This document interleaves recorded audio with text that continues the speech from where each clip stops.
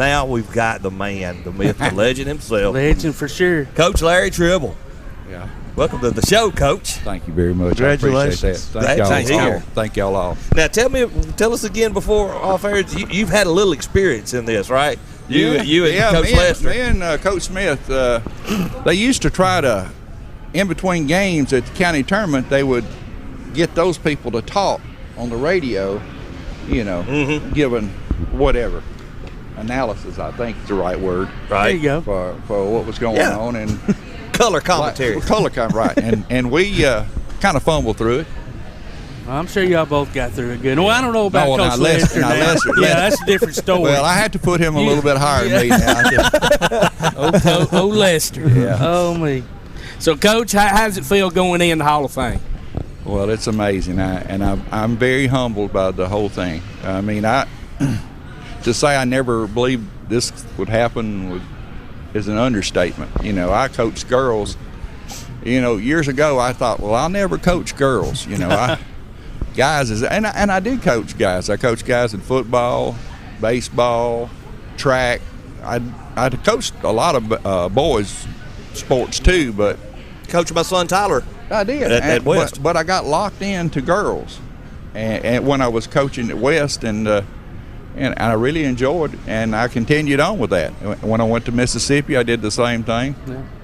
So I retired in Alabama and retired in Mississippi, but I've had a great career. Great career. And we hear that you're still not retired. Well, you're semi-retired. Well, he's advising. He's an advisor. Right, I'm an advisor. That's it. I'm planning on playing with my grandkids. I got 4 grandkids, and my oldest, she's 10. She'll be 10 in September, so I'm really starting to play with her and do things with her.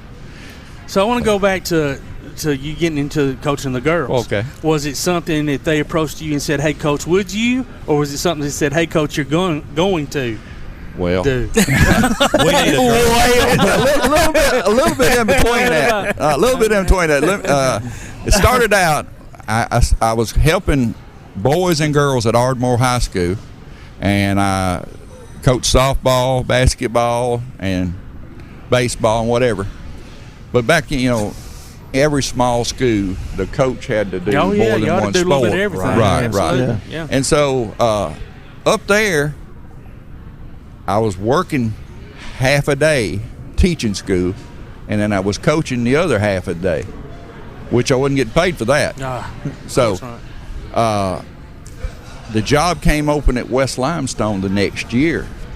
After I'd done 2 years at Ardmore, I did my student teaching at Ardmore, and I stayed on for 2 years. And so when I went to West Limestone, that's what was open, girls basketball. Gotcha. And I wanted a full-time job because I love eat. I really, really I understand, Coach. And so, having that food and that roof over your head is important stuff. Yeah. But I really, really and truly enjoyed it. And even today, I enjoy it. I think girls are more apt to listen. That's what I've always heard that, and I was going to ask you that. I've always heard they were more coachable. Now, if you get a boy to believe in what you're saying, they'll run through a wall for you. Oh, yeah. But a girl will ask you questions. Why? Yeah.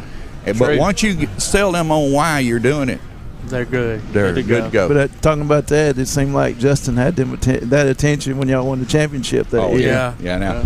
Now, I won't say I looked into the position, but kind of did. Those kids had been successful all the way through junior high. Yes. And so when I finally, when Justin let me come on and help him out, it was a pleasure. It was such a pleasure to see everybody bought in, committed to doing what they needed to do to win. So many times you got 6 or 7 in that state, but you don't have the whole team. But everybody on that team was willing to do whatever it took to win. And that's what it takes to do it. It does. Exactly. It does. I think one of you players is going to be here tonight. What was it like to play Coach Chastity leg? Well, she was a ball player. I will tell y'all. She was an extreme. She played as a 7th grader. Mm-hmm. Yeah. For me. And the first time I put her in the ball game, it didn't click because I had a tendency to be very stern. And I used my stern voice And remember, she's a 7th grader. She's like 12 or 13. She started crying. I couldn't even coach her anymore. The rest of the ball game, I couldn't coach her. I tried to explain to everybody else I didn't mean, because all the girls got mad at me that I had made her cry. And but her dad, she had a dad that took the time up with her, and there never failed. Sunday afternoons we'd go and we'd take some time out. And she's a wonderful human being. Yeah, I remember when Zane got his scholarship.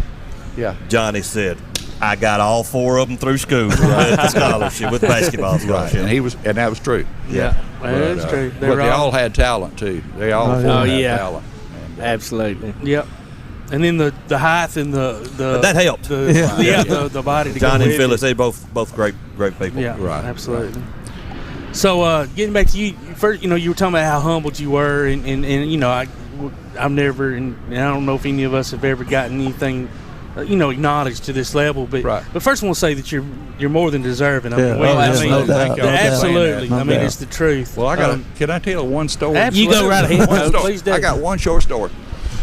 My sister, I saw her, and it had run in the paper for a couple of weeks. The Hall of Fame thing. Yeah.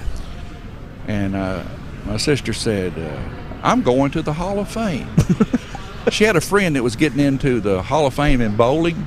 Oh. And I thought, oh goodness, she's mad because I didn't tell her about the Hall of Fame, because I hadn't mentioned it to her. I told both my brothers. Yeah. I told my mother, but I hadn't told her. So I thought, oh, she's getting it. Yeah, so I said, she is. She's rubbing it in. I said, okay, I got into the Hall of Fame. She's going to recognize that. And she said, for what? What'd you do? That sounds like Jessica. And I said, well, coaching, I think. And she said, well, I know it wasn't bowling. Oh, my goodness. You know what? It sounds like my sister. She still loves you. That's all. Yeah. That's awesome. Yeah, Coach, we're happy for you, and we know you probably got a good speech to give out tonight. No, I don't actually. You don't? Oh, come on. They said 3 minutes, and I was shooting for. Well, actually, my brother said he had 8 pages for me to read, and I said, no. I said, well, I've got a half a page. So I think that's that's enough. That's enough. Yeah. Hey, I think last year we had somebody was up there that was pretty nervous, and I think it was less than a minute, maybe. Yeah. They got up there and they pretty much, I thank everybody on the committee and thank you very much. And and they sat down and everybody. Well, I hope I can slow it down to that point. We know you'll do great, Coach. Absolutely. Congratulations, Coach. Congratulations, Coach. Thank you very much. Thanks for Thank you, joining us, man. Ladies and gentlemen, we're going to take a quick break. You're listening to the Limestone County Sports Hall of Fame version of Applebee's Tailgate Talk. We'll be right back.